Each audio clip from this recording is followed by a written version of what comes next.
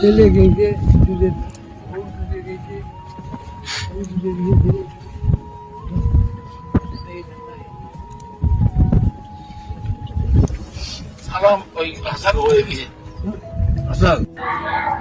গাই সকল কত হইল গিয়া দুই বন্ধু, একজন হইল গিয়া হিন্দু আর একজন হইল গিয়া মুসলিম। একজন তখন বাংলাদেশ, একজন তখন ইন্ডিয়া।